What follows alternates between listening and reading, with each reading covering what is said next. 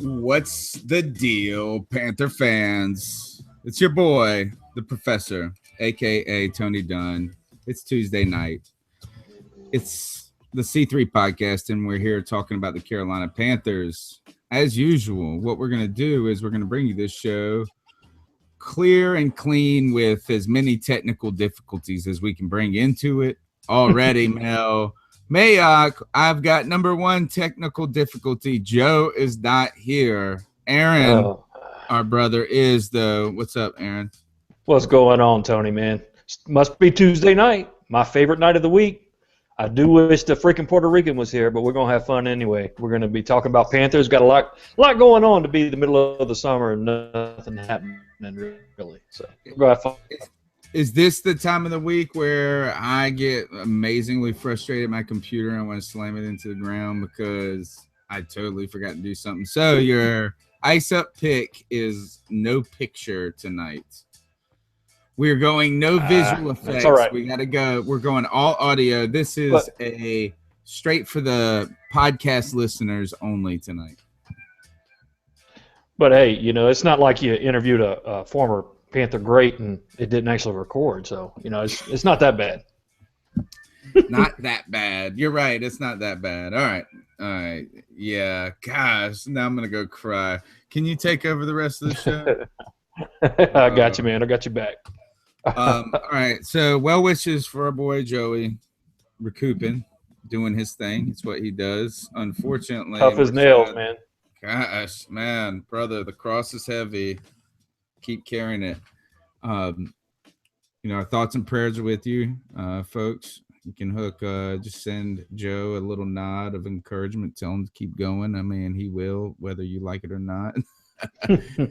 Whether his wife likes it or not, right? There you go. So I know if he was here, though, he'd be wanting us to do the show. In fact, he was ready to do it from where he is at in his second home. So let's jump into it, guys. Tonight, thanks everybody for joining us. It's the C3 podcast, episode 15.22, positional weaknesses and fantasy strengths. Tonight, we're going to talk about the do we have that dreamy-eyed optimism?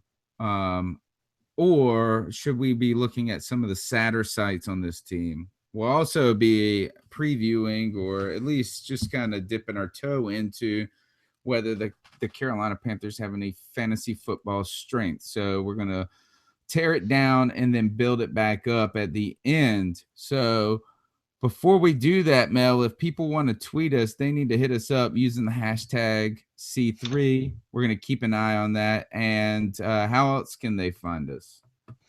Well, you can always catch me on Twitter at Panthers Drafter. You can always catch what's hot, what's going on in the world of Panther football. Go to CarolinaCatChronicles.com.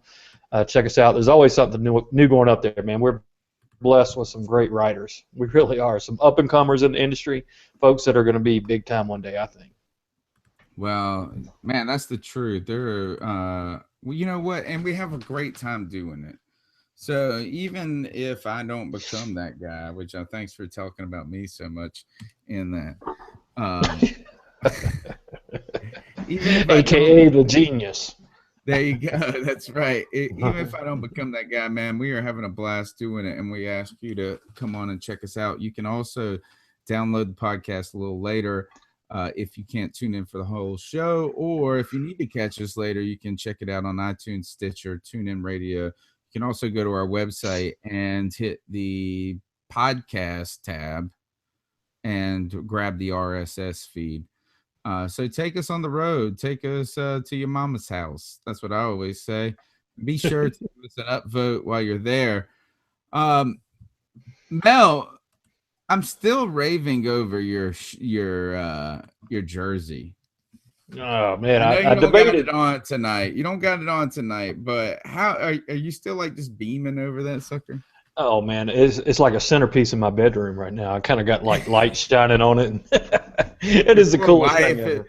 Your poor wife, you like make her wear it around probably. I am definitely wearing it to the season opener down in Jacksonville when we go down there with Roaring Riot. Which, by the way, guys, if you don't know about Roaring Riot, you need to go check them out. Go to roaringriot.com. The best way to tailgate before any home game, and it's a way to travel with Panther fans to any away game. Me, Tony, and the freaking Puerto Rican are all three getting together, heading down to Jacksonville with Roaring Riot. It's going to be a blast. And I tell you one thing is that you hang out with Tony Dunn, you're going to have a party at a damn Panthers game because I don't have any limits. I get so excited. I get beside myself. And you know what? I'm beside myself now. So let's go ahead and let's talk about, I think it's time for us to jump into a little what's hot on C3. Good day, mate. Good day. Let's put another shrimp on the barbie. No, I'm just getting warmed up. Here's Charlie facing the fire, and there's George hiding in Big Daddy's pocket. Dylan and Dylan, because I spit hot fire. Take a flamethrower to this place. What's hot on C3? I can tell you, if you want to see some hot fire, you can check out CarolinaCatChronicles.com when it comes to the Carolina Panthers news from the fan perspective. This week we had a bring us down to earth story, and Ken Dye puts up 6 positions of concern in 2015. Ken Dye also part of the Brotherhood. You can and I need to talk about some stuff with Ken later in the show, but he needs some help too, and we're going to be there to help him. Yes, sir. What do you think about this when you read a storyline of first thing that pops up on your Twitter feed? Reaction, Mel Mayock, 6 positions of concern. What do you think when you're opening this puppy up? I think somebody is forgetting to drink the Kool-Aid. Preseason, everybody's healthy. It's the time of year where every team should be thinking about, hey, we're going to be improved, we're going to be doing well.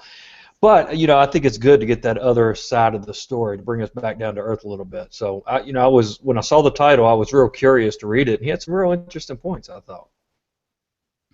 I'm glad Ken wrote this because it's something I've been thinking of and something I want to work on too. And I have like a million different articles I want to write in my head at all times, just trying to find a moment to do it. And one right now that I'm thinking of is, should we temper our expectations with Funches because of the problem with the great success of wide receivers the 2 seasons prior? Maybe that's setting us up for this kind of letdown. You know what I'm saying? Like what Kelvin Benjamin did last year doesn't mean that a rookie receiver should come in and do all the time.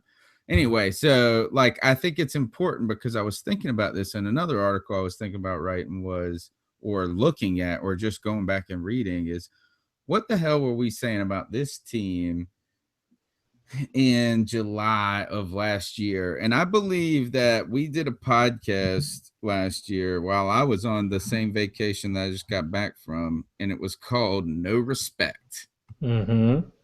And we were talking about how the Panthers don't get no respect around the league and the nationally and this and that. And I think I still think that idea holds true for us, and we weren't off base entirely.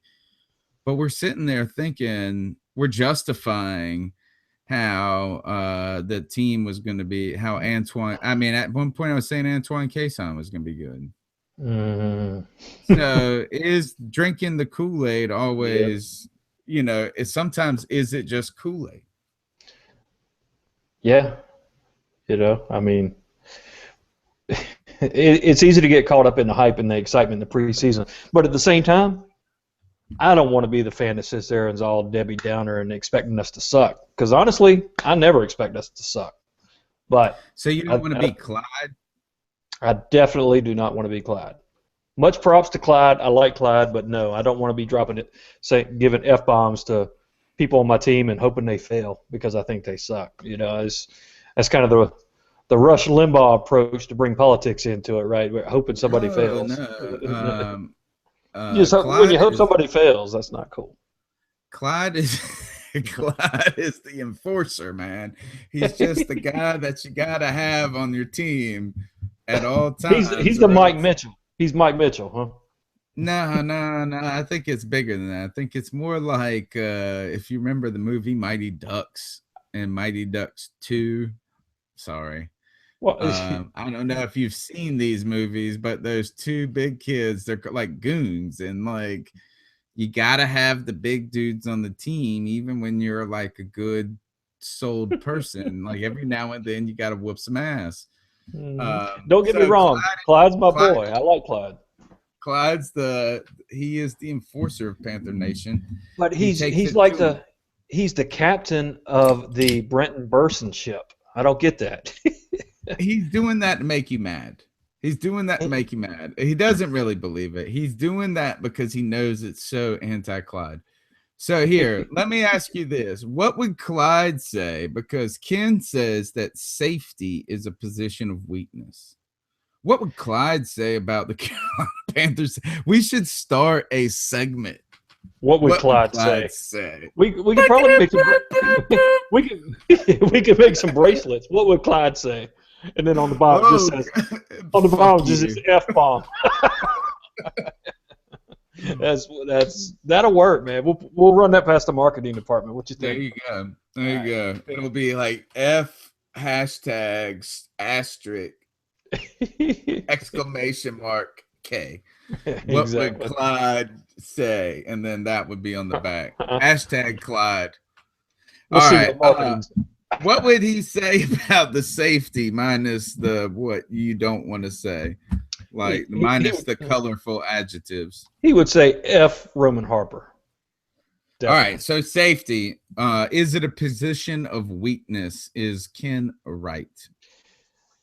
Ken is right. I think that is an area of concern. Now, I mean, we could be optimistic and hope, but honestly, that's why I really thought we were going to draft Landon Collins, because that's the biggest weakness on our defense is the safety position. And, the Shaq pick has really grown on me. I think there's a lot of great things we can do with our defense because of that, but Landon Collins would have filled that void, and safety would not have been as big of a concern. So, yeah, I do agree with Ken there. Okay, so what's the problem with safety is what another thing that Kim brought up is he's not convinced just yet. And he was even nicer than I'm going to be about Trey Boston. So Trey Boston, Carolina guy. Sorry, Grant. On top of that, he wasn't very good in college, even though he was. Hey, real quick, back up and show everybody what you got on your shirt there. Oh, yeah. Who put up 70 on you last year, brother? 70. But he, all right. So Trey Boston was one of Grant's favorite players at Carolina over the last, say, 4 years, right? He had a tough go. He played on a team where he didn't have to go to school, and they still gave you grades. Sorry. They tough classes. And then, but he also played for like 3 different coordinators. He was all over the map and like in the consistency. And actually I heard, and I really heard this is Ricky Prohl mentioning guys with character concerns coming into the league. And one of the names that he mentioned, like locker room guys, not like character concerns, like they're out there committing crimes, but like douchebags, I guess is what he was trying to say. And guess who we said? He said Trey Boston. So look, we can't believe that Trey Boston, we don't know what he really is. He played 6 games. He was inconsistent in college. Maybe he's matured and all these things, and I certainly hope he can. But you got him and you got old bones Roman Harper. What's the liability there? Do you think that Trey Boston really that good, Mel? I really am a Trey Boston fan. Now, I went to NC State. He went to East Carolina, so we're not either one of us going to be too nice to Carolina fans. But right. Sorry, Grant, who just tweeted out "boo" #C3. Nice. but actually, I am a Trey Boston fan. I think he has a long ways to go, but I think he's only going to get better. I mean, you look at his stats in College, he was inconsistent, yes, and I think the character concerns talked to. He had a reputation for being immature, mouthing off, kind of like I want to know. kind of like a Josh Norman. I want to know what the hell he did. I want a story.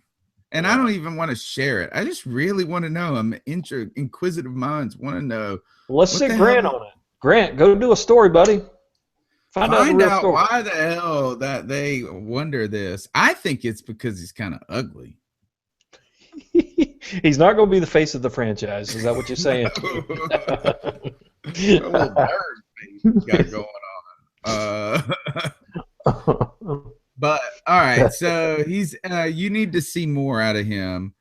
How about this? Is Kurt Coleman the answer? But let me go back to Trey real quick. Okay. I do think he is our long-term answer. I don't think he's the most athletic guy in the world. I actually think he needs to drop down to strong safety. Oh, all right. All right. And then we need, if we would have. Tell me why. Other than our strong safety sucks. Or he's old. Let me say. He doesn't suck. He's just really old. Well, yeah. Well, in college and at the combine, he ran a 4.59 40. He's not going to keep up with a whole lot of fast wide receivers at that pace. He had 83 tackles his senior year. All right. So now he also did have 13 career interceptions at Carolina, which is pretty amazing. But 83 tackles in your senior year, he has a knack for getting and laying the hit. He's a good run stuffer. He's not the most athletic guy in the world, and I think he can get exposed if he's lined up one-on-one with a wide receiver. So I would rather see him come down in the box. He is kind of, I feel like kind of a gambler a little bit, maybe. He's got a little Josh Norman in him. And now Josh Norman, hey, he's elite. He's up there with the elite now, I think. But his first 2 years, man, he was that gambler. And I think that's what we got with Trey Boston, too. I think that's a good comparison.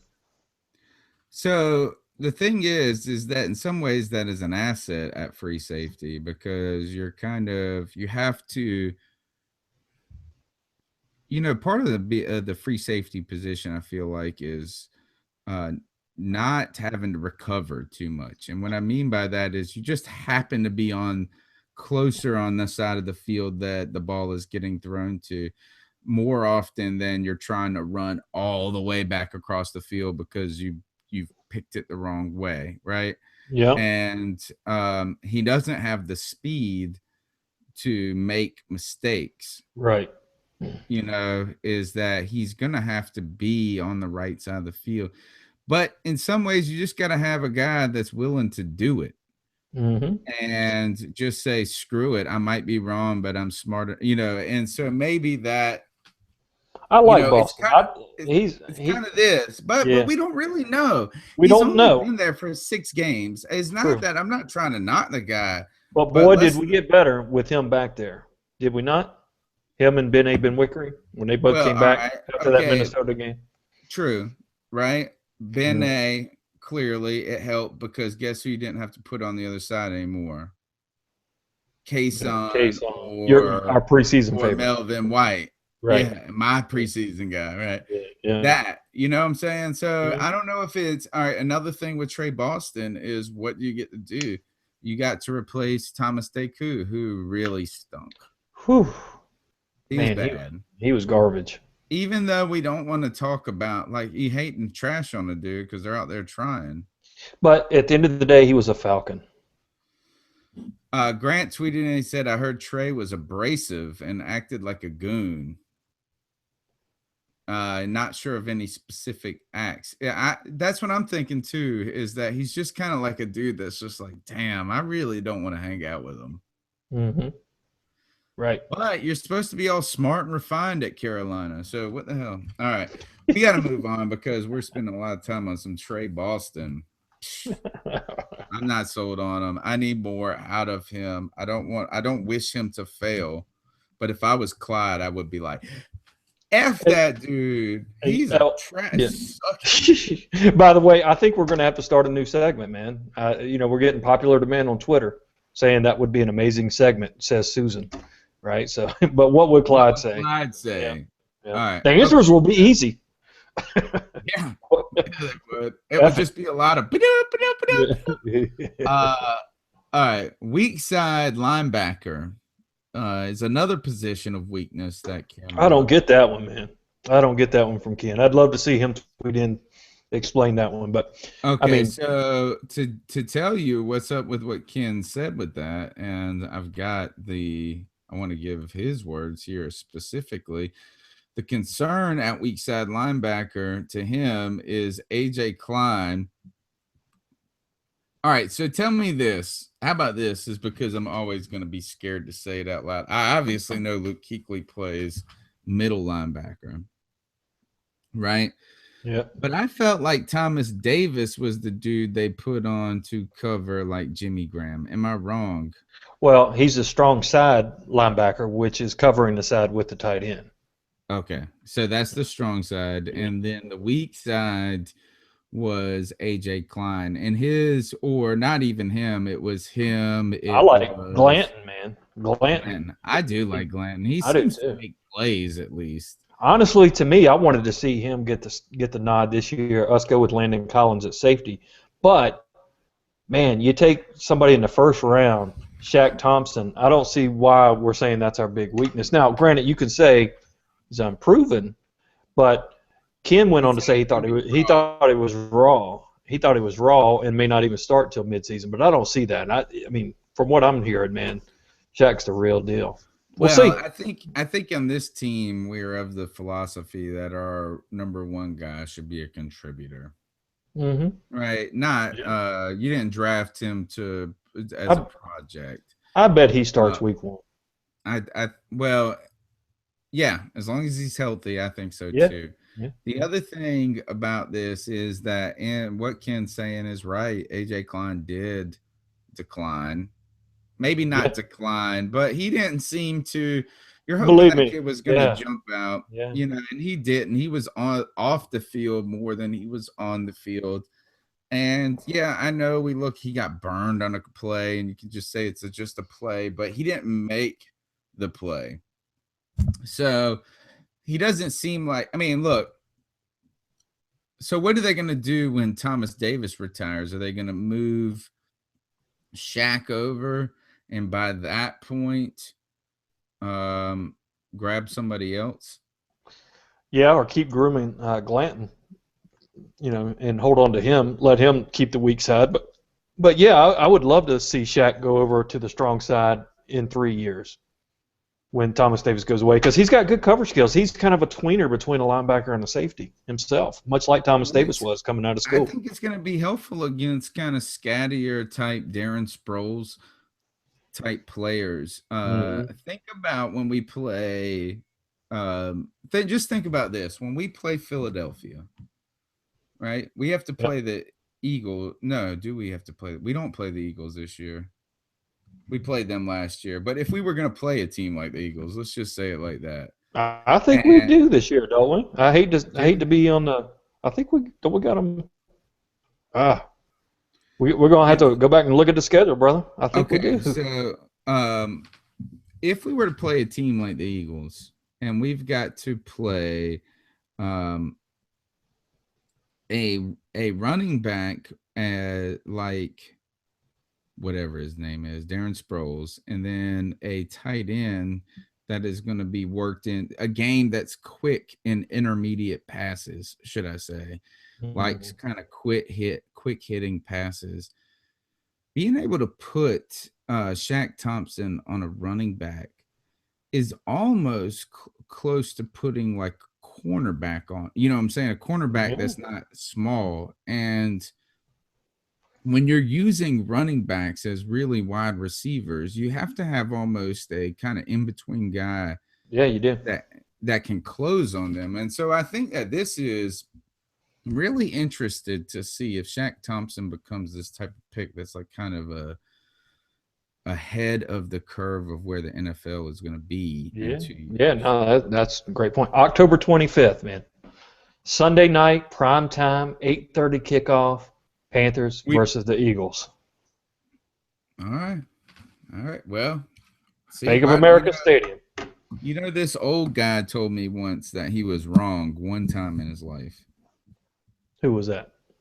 This old guy, he told me, he said, I was wrong. He was my old neighbor. I used to live like this place, and he said, I was wrong one time in my life. I was like, what? Just once? I said, well, what are you wrong about? He said, for thinking I was wrong. So that's what I gotta say about the Eagles and me thinking we weren't playing them. Defensive ends, also another position that Kim mentioned.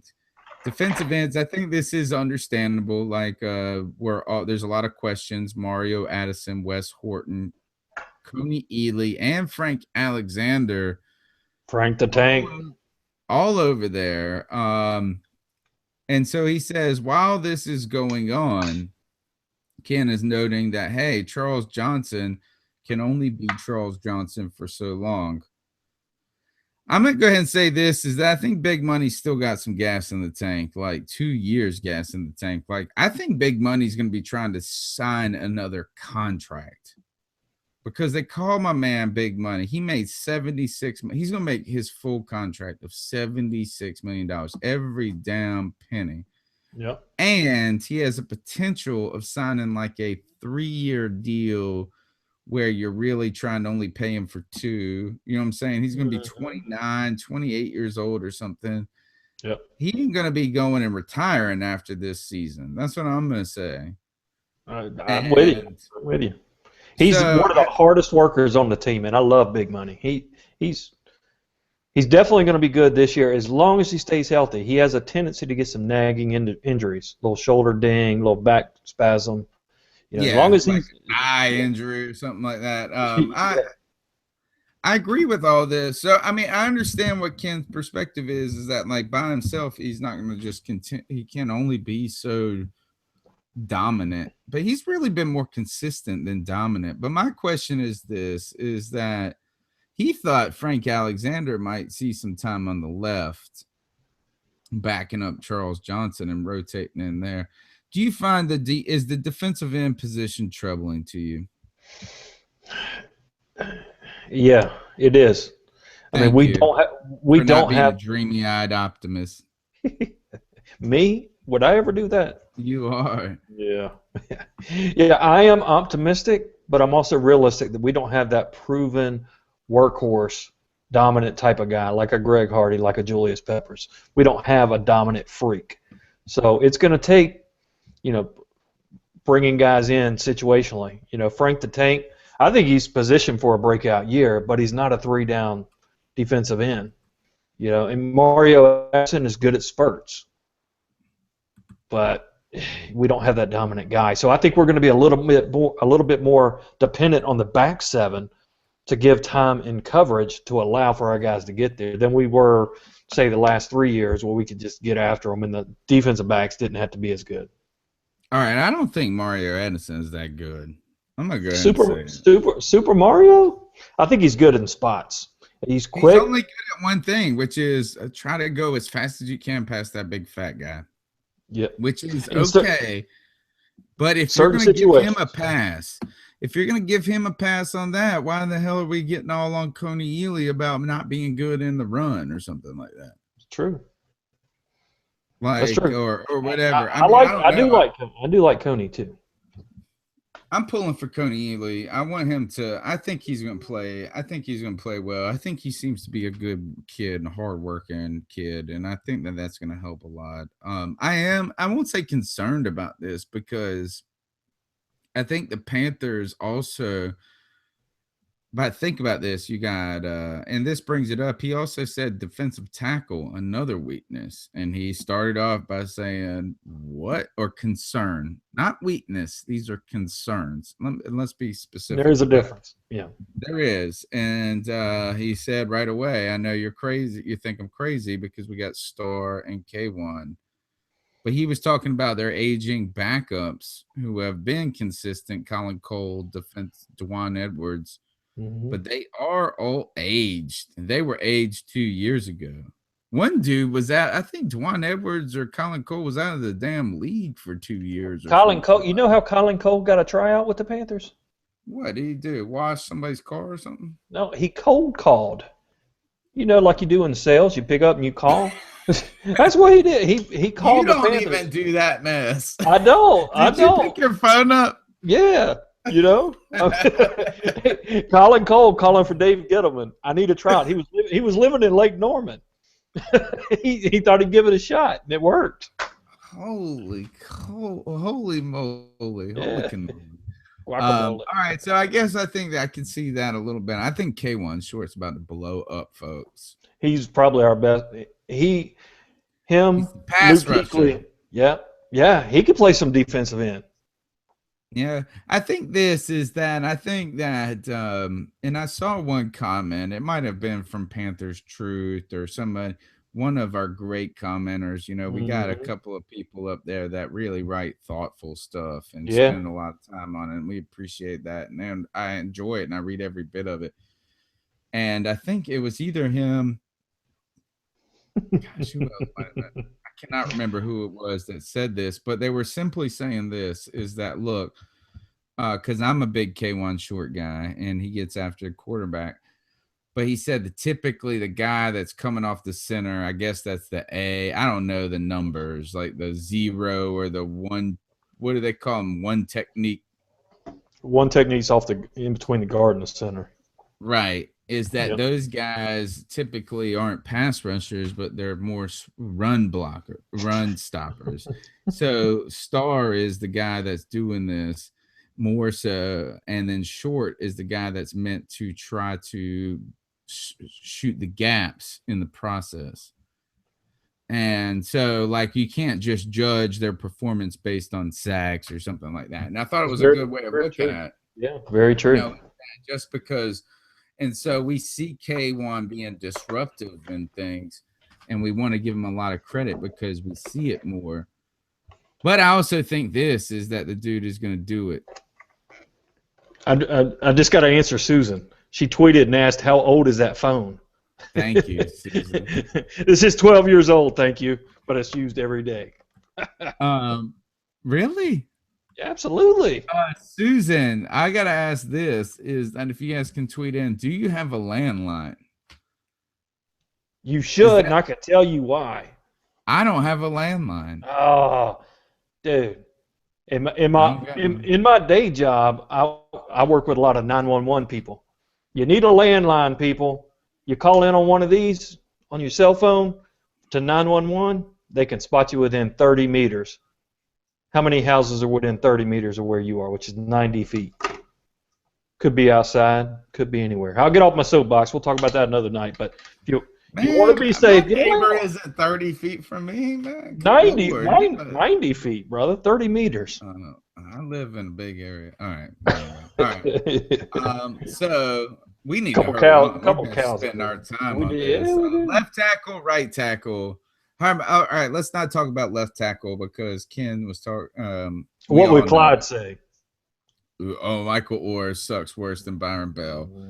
And poor Byron Bell. Byron Bell's in therapy for what Clyde did to him. It's true. It's true. So we all know that left tackle, we're all worried and concerned what Ken is saying. But how about this right tackle? And he took issue with Daryl Williams. And Daryl Williams, by the way, we traded up to get him, I believe. I'm pretty sure about that. And then on top of that, he's supposed to be this overlooked guy, but Ken puts the same damn criticism on him that he put on Byron Bell, which is they're not tackles, that they are actually guards. And we have two good guards at the moment, so we don't need one of them. Do you think this? Are you concerned about his agility? Because that's what Mel, whatever the hell, whoever we're talking about, Ken. Well, how many sacks did Daryl Williams give up last year? None. Thank you. Is that right? Did I guess right? None. No, absolutely none. Many people actually said he was better than the left tackle on the team, Tyrus Thompson. So, so now we got the Clint Eastwood approach. We got the Clint Eastwood style there, talking to the empty chair. All right, but I'm going to open my beer. There you go. What you drinking there tonight? This is a instead of what was you thinking is what are you drinking? Nice. This is a buckshot. Nice. All right, I'm drinking a little Guinness Stout here. But, Nice. yeah. But no, Darrell Williams, man, he gave up 0 sacks last year. I watched some clips from him, especially at the Senior Bowl. He was shutting down people. Honestly, I think he's going to be a great, at least, right guard. He may, now maybe when we save this tape, maybe a year from now, we'll say I was a little too optimistic, but I think he can play some left tackle. The dude's a strong mountain of a man. He's got good So feet. you meant that he's going to be a great right tackle and he could possibly play left. That's my thinking. Okay. I'm cheering for the guy. I like the dude. He looks like a mean mofo that's going to put you down, but then you talk to him and he's just like wants to eat some donuts with you. All right. Mel, tell him how you buy your wife stuff on the internet while I pull up, finish that thought. Well, you know, I buy my wife stuff. I bought this Ice Up Sun T-shirt, right? That is going to be one of the weekly prizes in the Fantasy Football League, by the way, which hopefully we'll have time to talk about a little bit. This hat here, Panthers 2014 Division Champs, and lots of other things I buy. And our friend Susan, our follower Susan, says she buys lots of stuff this way. So you go to CarolinaCatChronicles.com, you go to shop, then you go to Amazon. It costs you no more than it ever did before, but just because you're going through us, Amazon says, hey, thank you, Cat Chronicles, and they give us a tiny little percentage that helps us grow what we're doing. And, man, we are growing. We are doing some awesome stuff, aren't we? I mean, I'm going to tell you this. I can't wait. Next week, man. It's going to be off the chain. I don't want to give it away, but yeah, I think so. I think for some jackasses that started a website off of calling each other about the football game, right.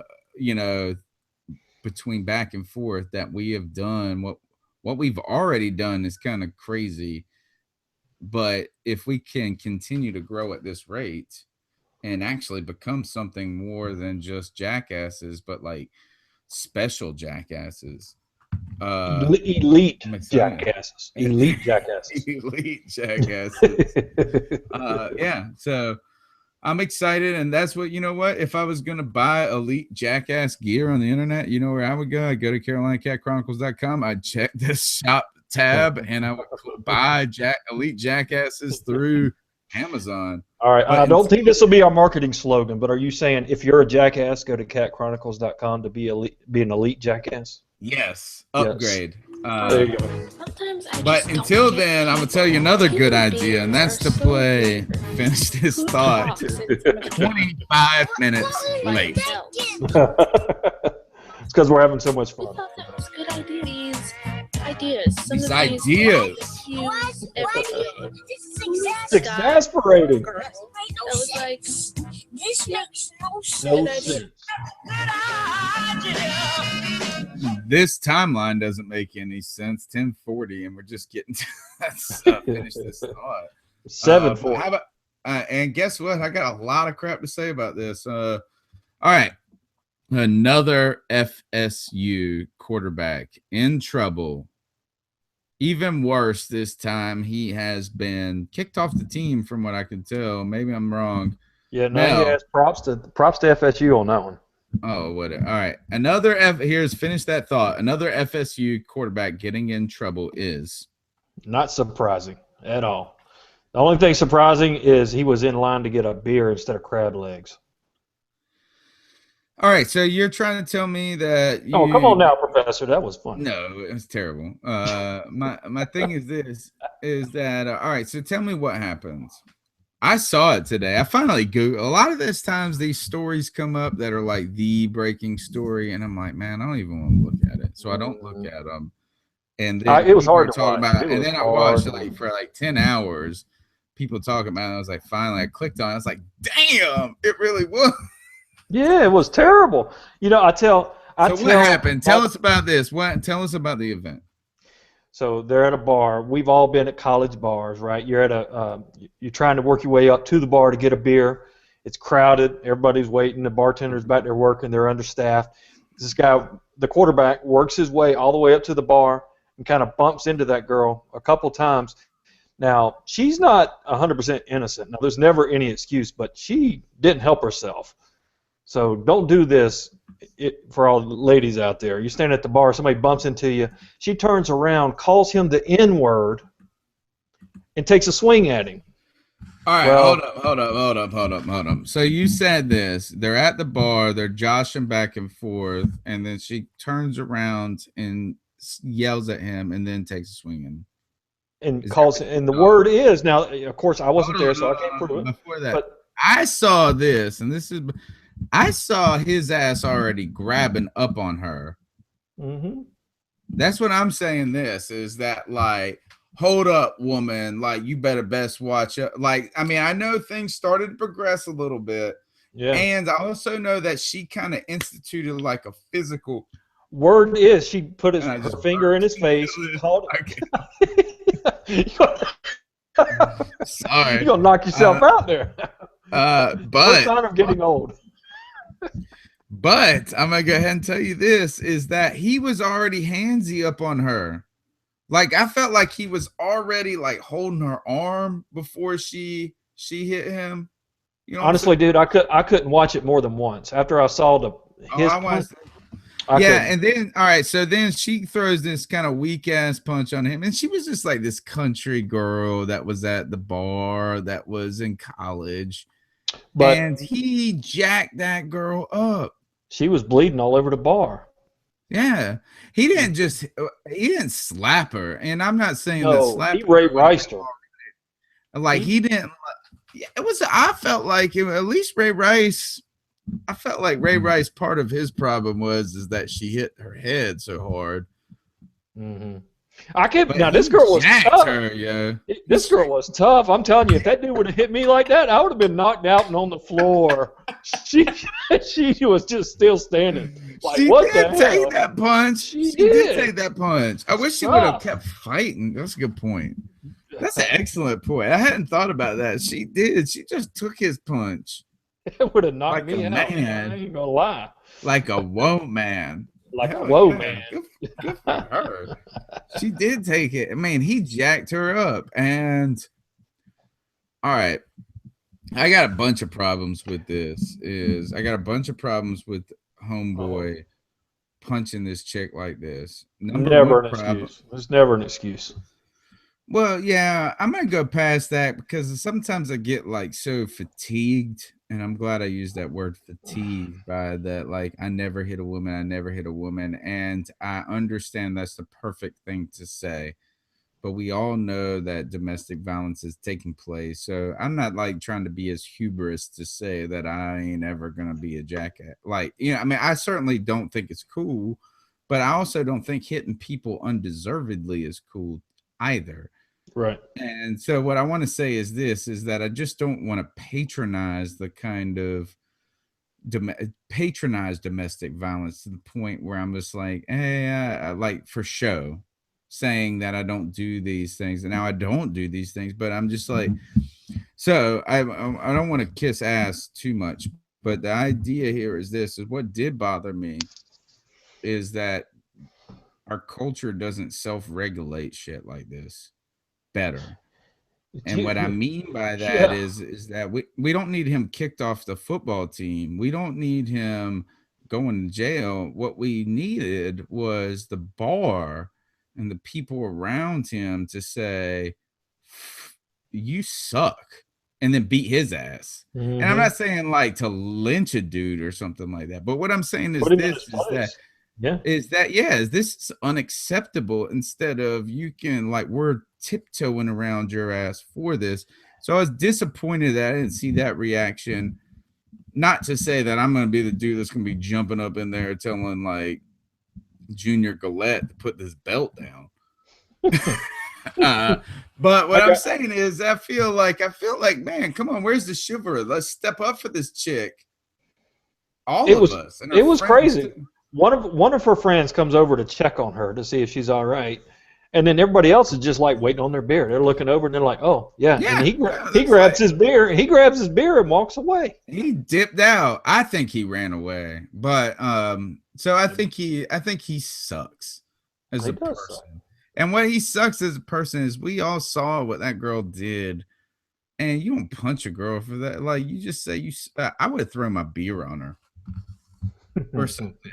Not like. Well, do you know what? She didn't help herself. You call somebody the N-word and throw a punch at them yourself at a bar. Somebody's probably drunk.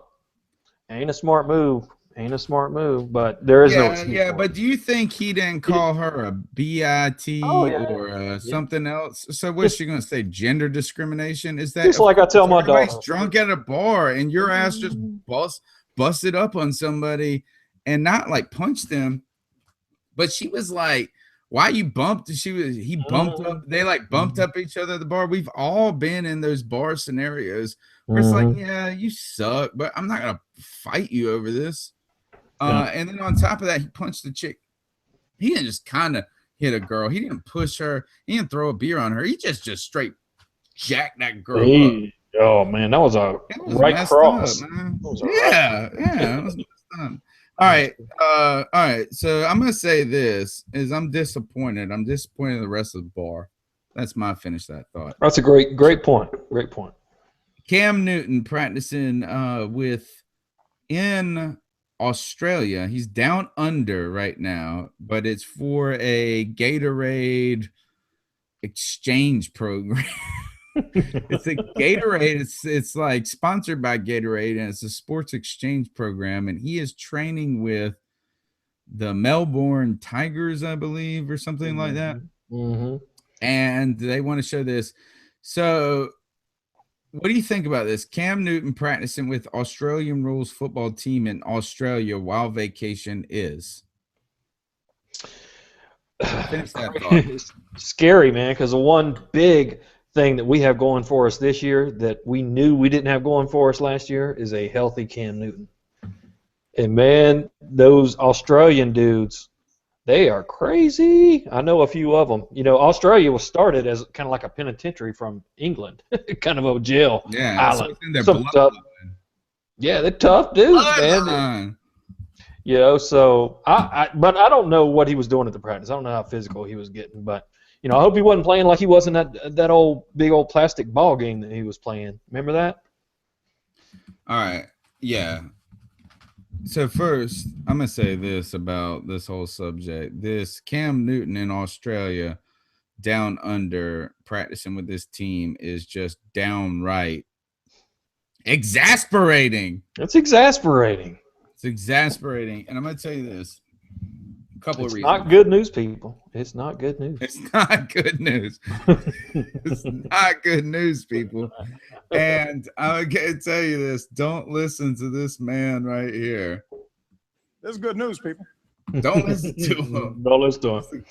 That's a mistake. And I'm gonna tell you why. There's two reasons, I think. First of all, actually, listen to this kid instead. You know what I gotta say about Cam Newton practicing in Australia down under?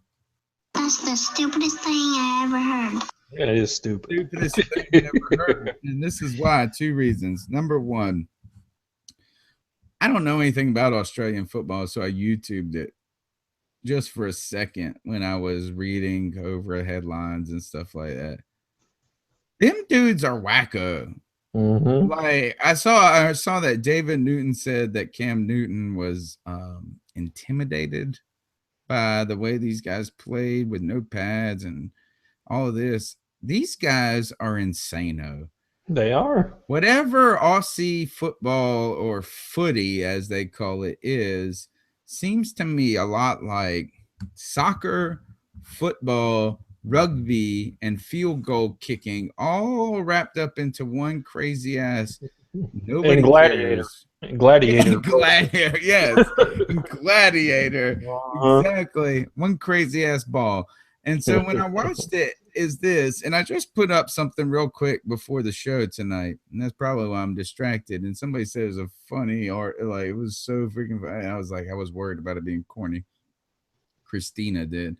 And I said this is that Aussie football players are kind of like the dude at the bar that nobody screws with, not because he can beat you up, like just physically, but because he is just crazy. Yeah, kind of that lunatic fringe. Yeah. Yeah, like he's like, I'll go to jail tonight. Like he's the guy that's going to stab you with a beer bottle. And that's what Aussie football players are. Yep. So, All right. That's enough of finish that thought.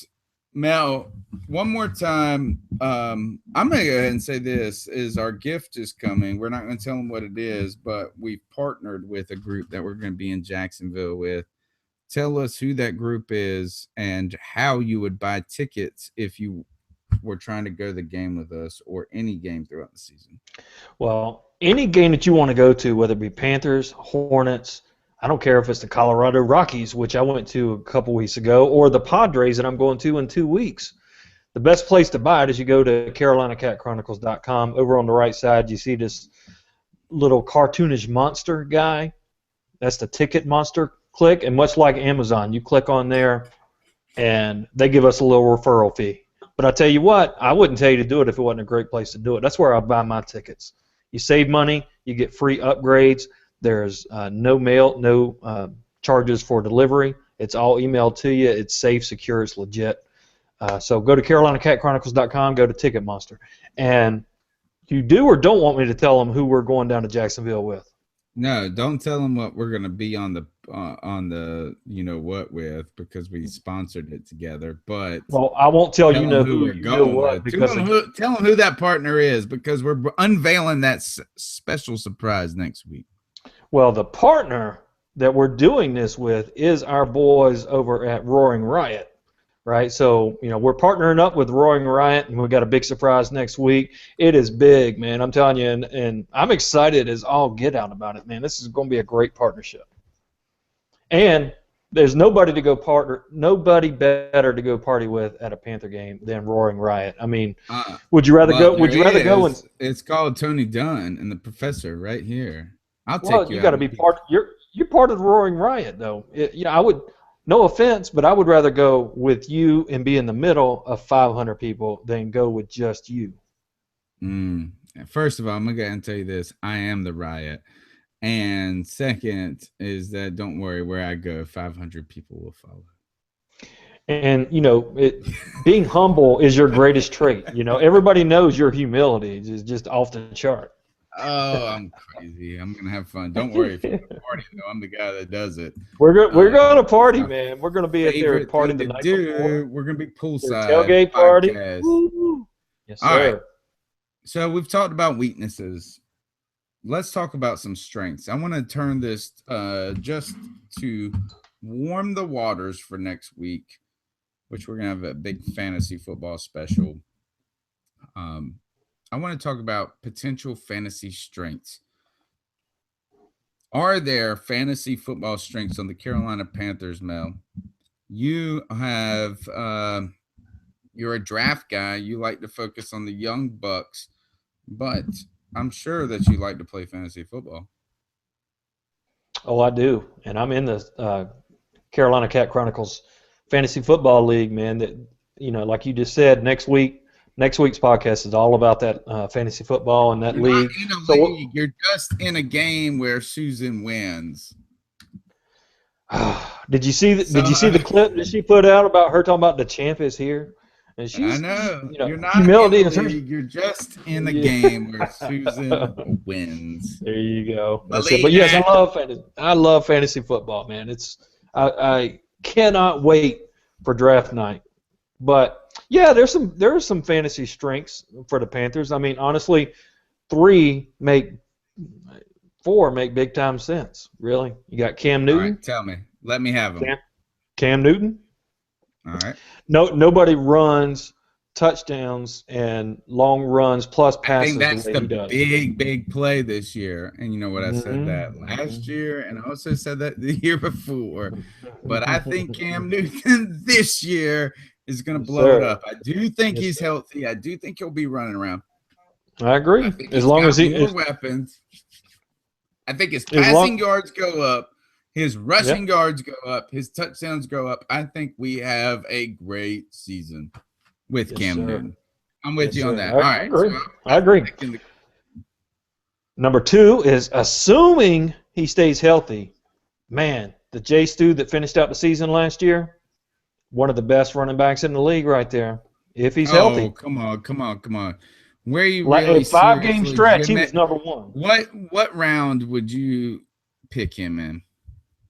What's the highest round you would take him in? 5th. Oh, damn. All right. Well, then that's not even that good. No, because you're worried about him getting hurt. So, That's all right. good Well, as if him you're not out. going to take a man before the 5th, how are you telling me he's a good fantasy value? Explain this. Well, value doesn't mean he's the guy that you're taking number 1 overall, Professor. Value means somebody that you could really blow up for you. And for 5 weeks straight last year, he had more yards than anybody. So he's a high risk, high reward. He's a boom or a bust. All right. How about this? What about with Jonathan Stewart, though? One thing he doesn't seem to get is a lot of touchdowns. True. Am I wrong on that? I feel like that. I don't know his stats right off the bat, but Well, I know the reason this and that. But even then, when he gets down to the goal line, I feel like Cam Newton is going to swallow up some of those. Yeah. I don't think Colbert will, but this year I think it might be Cameron Artis-Payne swallowing up some of those. But you know what? The reason I like Jay Stu better than I've liked Jay Stu in the past is because number 34 is no longer here. And Jay Stu is going to be the starter and the primary guy. He's going to get the focus. I hate to say this, but I'm kind of liking Carolina without D'Angelo Williams. Me too. Did you see the tweet? Did you see the tweet, though, this week? That was pretty funny. Somebody sent him a tweet, a picture of this guy, this big black dude with dreadlocks, hugging on this woman, and the guy tweeted and said, "D'Angelo, thank you so much for taking this picture with my mom. She's so happy." D'Angelo replied back, he goes, "I'm not sure who that is with your mama, but you're welcome." It wasn't him. Damn. It was funny. I'm sorry. I know we're running late, but all right. No, I like it. All right, so Jonathan Stewart, who's next up there? Because to me, I think the name that should have been after Cam was Greg Olsen. You're talking Absolutely. 70 catches, 800 yards is what you're going to get out of him. And that's taking a big step back. To me, he's the 4th best tight end fantasy-wise in the league. So he's way up there for sure. You know what? The one thing I don't like about Olsen, though, is that I feel like you're going to pay that money for him in fantasy football. And what I mean is that, yes, he really is the 4th best fantasy football player, but like tight end or the best tight end.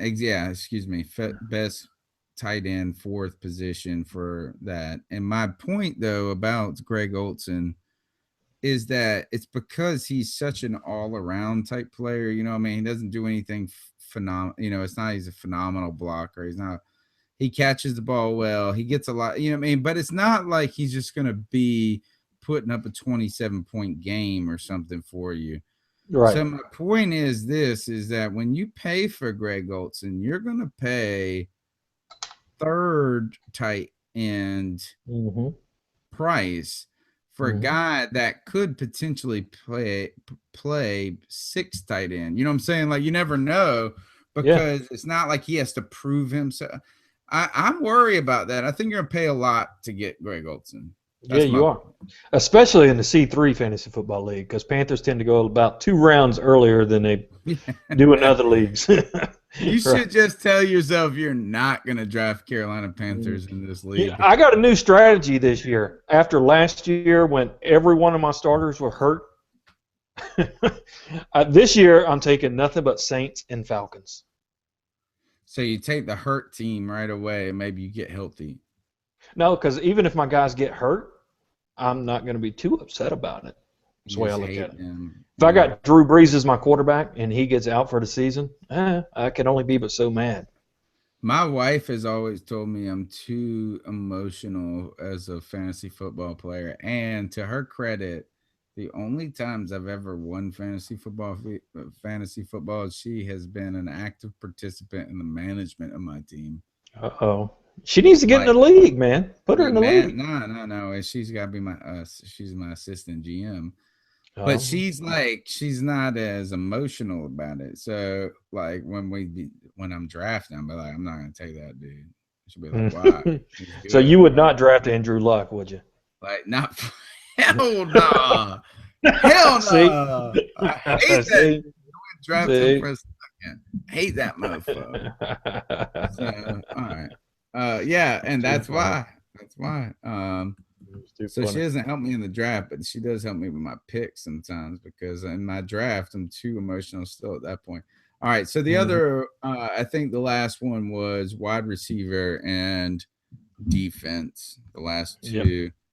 Defense, you know what? First of all, if you draft a defense, you suck in fantasy football. Well, you got to draft them at some point. Yeah, but you just do that. I don't know. Do you really think? What do you think about this, Mel? Because how about this? I'll tell you my strategy in fantasy football is to take a decent defense because nobody knows who the hell is going to be good at defense early in the season, and just pick somebody that's not going to be that awful or that that I don't good. know, dude. I mean, I saw Seattle win some games last year. You know, I mean, So when are you going to it's take them? debatable. I mean, like, all right, No, I think if they're there, I'll take somebody like a Seattle or Carolina in around the 6th, 7th round. And it's a little earlier than a lot of people like to do, but hey, I saw some people last year take Seattle in the 3rd round, and you laugh at them, but dang, man, I mean, they won those people some games throughout the year, no doubt. Yeah, I don't know if I can do all that now. I hate them too.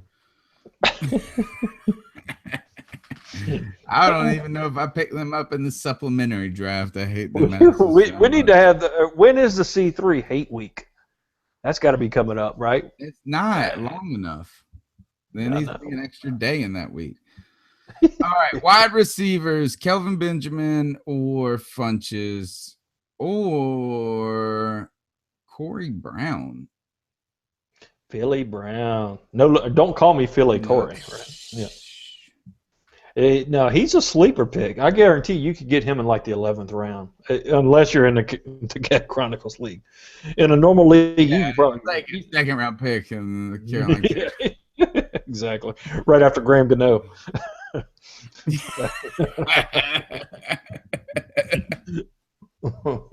Yep, exactly. Yeah. So it's all fun, man. It's all good. But no, I mean, I think Devin Funches could be a steal late in the draft because he's got a lot of upside. Who's gonna? You think anybody's gonna draft him? I wouldn't. Well, when I got a couple leagues where it's like 17 rounds. You know, so I take him in like 17 rounds. Jesus, man. Yeah, we like to y'all drink. doing? What can I say? You gotta drink a beer per round. Y'all like to manage your bench. Yeah, I know. I prefer like 13 rounds. I think that's probably still a lot of rounds. All right, so Devin Funches ain't making my team, but anyway. Hey, well, okay. Well, save that clip. Do me a favor. Save that clip. At the end of the year, you tell me if that was smart. In the draft, if he catches 5 touchdowns in the first week, I will go and pick him up. You won't be able to because I will have drafted him. I want Cam Newton. I would have drafted him. I would have drafted him in drafted the C3 fantasy football league because you're gonna have to pick him in the 2nd to get him. It's true. I ain't doing that. But I had a fantasy league team last year, and the name of the team was All About the Benjamins. All right. Kelvin Benjamin. He did me right last year. Did he? So, yep. He's somebody I would take probably 5th round. Okay. All right. Well, so we were supposed to do fact or fiction, but I'm going to skip fact or fiction tonight. And let's just jump into the final segment. If you got anything left, because we're 5 minutes over, and we actually had a good show tonight, even though it's been stupid. Sometimes stupidity is the best fun. It's that my there best. is. It's when I am at my. That's what I'm best at. Yeah. That's when I shine the most. Exactly. As Scott Karasik. By the way, Scott Karasik tweeted me earlier before he even read the story. And I wanted to say this when we were doing the 6 positions of weakness. And where is it? So it's he said before. So I tweeted out, I published the story, it tweets it automatically. And within like 40 seconds of me tweeting it out, he responds back. And this was to Ken's story, positions of weakness. And he just said left tackle, right tackle, free safety, strong safety, running back, health, slot wide receiver. So he didn't even read, which is fine. Well, But it's not surprising. interesting. Left tackle, right tackle were both on the list. Safeties, period. I think we're on the list. Ken did not put running back on the list or wide receiver. So interesting. Ken focused a lot on defense in that story. So just thought I'd mention that. But you have to go. I guess now it's time for the oldest segment. And it's time for the Ice Up Son segment of the week. And this is where Carolina Cat Chronicles tells some homeboys, some homegirls, some internet peeps, some children, whoever they may be, they're all fair game.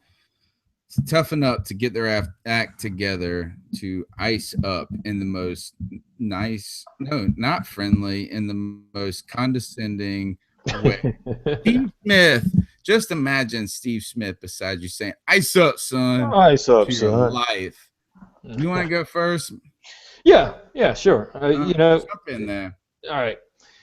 Man, I hate to kick a man while he's down, but that's kind of in the spirit of the game here. You got a $14.8 million one-year contract. Professor, what would you do if somebody put a piece of paper in front of you and said, sign this, $14.8 million guaranteed? Man, more than sign it. Yeah, absolutely. So whatever they need past even signing it. Let's just put it that. I mean, I would prick my finger with blood and sign my name on it. If I, whatever it's it's just the beginning I would do, people. So if you got $14.8 million, that's just the start. If it was snowing, you would go outside and pee your name in the snow just to make sure, right? I would do anything. Yes, sir. Pick your place wherever you need to go with that. Right. $14.8 million guaranteed. Also, as an alternative, in case you don't want to sign that $14.8 million, here's another contract, long-term, $60 million. Sign it. Well, no, I'm not going to sign it. I've got this 4th of July party to go to. And by the way, even though I am totally guaranteed for all this money, I'm going to be the jackass that walks up to the front of the line to light the fireworks.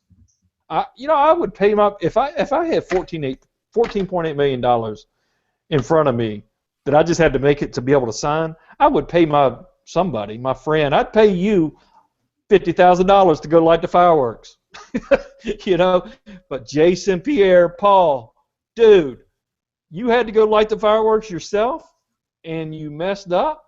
You blew up your hand in the hospital. The New York Giants have already taken away that $60 million offer. That 14.8 still there, but he's likely to not even get that because he may not make it to he may not be able to start at the beginning of the season. He lost some flesh on his hand. I mean, not a lot of details have come out about the injury, but he's still in the hospital. It's pretty nasty. Yeah, something. I mean, it's crazy. Maybe they tell you to be safe on 4th of July. Don't drink and drive. Well, he took that advice, but don't blow up your van. Don't blow up your hand when you got a $14 million contract. He had a van full of damn firecracker lights. It's crazy, dude. So Jason Pierre-Paul, ice up, son. Ice up. Why are you the asshole lighting the firecrackers? Oh man, get your partner to do it for $20,000. Get somebody else. I'd be like, I would tell that girl at the bar. At the FSU you almost bar. made me spit my beer out. All right, so here's my Ice Up Son pick of the week. It goes to, well, first, let me give you a little background story. South Carolina, this is headline, parents forced 14-year-old to live in South Carolina woods for eating Pop-Tart. What? That's the headline. That's a little strict. And this, I think, is out of the Rocket. No, this, all right. So this is what it says. Headline, parents forced 14-year-old to live in South Carolina woods for eating Pop-Tart. A South Carolina couple forced their teenage daughter to live in the woods because she snacked on a Pop-Tart without Now, their was it the last permission. Pop-Tart? I don't know. Was it the last Pop So Tart? this is what goes on. James and Crystal Diggers were arrested on child neglect charges, and after Sumter County deputies found the 14-year-old camping alone Friday, 2 days into her week-long punishment. The girl was sent to For a week? Yeah. Oh, The girl was sent to a tent about a quarter mile from her home. Her parents gave her just a flashlight, a single roll of toilet paper, a whistle, and a watch for the 7-day campout. Here it gets better. a whistle. The girl had a whistle. That's for the Bears. The girl was told to meet someone. Listen, this is where it gets good. The girl was told to meet someone at a fence at a specific time each day to get food. If she didn't show up at the right time, she wouldn't eat, her parents allegedly told her.